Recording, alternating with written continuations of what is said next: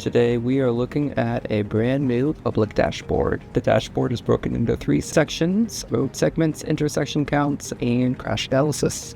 The first one, roadway segments, gives us traffic volumes, speeds, and classification data for all the roadways that we collect data for in the city. By default, you're looking at the last 3 years, and then you can click on any one of these lines here, and that is a traffic study that we've conducted.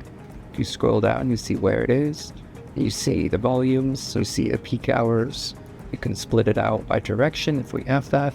You can split it out by different days, depending on what data we've collected. You can see all the data is here, and you can see data even in 15-minute bins down here. And you can always export it out of the system. And so that gives us traffic volumes on roadway segments, so that's between intersections. But if you want to know at a specific intersection, you go to the intersection counts dashboard. These are our turning movement counts, it's traffic volumes, the intersection itself, as well as pedestrians and cyclists using that intersection. Again, by default, the time period is 3 years, but you can adjust that. Each one of these dots is a different location. We've done a study in those last 3 years. You can click on any one you want, view the report, and you get all the data on that location for that time period. You can sort it by different areas. You can see it in different ways. You can get the raw data down below or export.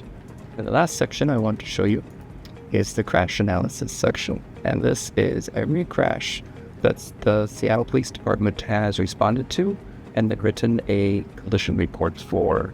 That comes to SDOT. We then take the public information from that and put it into this dashboard. You can adjust your time period, and then you can zoom in to where you're interested, and we click on one of these dots, and you can see where it is, what it was, people involved, and a few more details. If you're interested in a larger area, you can go over to areas of interest and you can add, and I like to do this, you can either do a circle or a rectangle, do one of these polygons, and you select the area you're curious about, you hit apply, you've got your time period selected. This is the last 3 years. We have data in the platform, we hit review report. And then all of these collisions here are aggregated for you, and you can see in that area for that time period, there were 653 collisions. You can see by boats. You can see how many of those collisions had injuries, how many of those injuries were fatalities. We can tell different collision types, different locations, so forth. And then you can always export this data as well. This is data we've been collecting for years to help better understand how people use our city and to make improvements to help all of Seattle.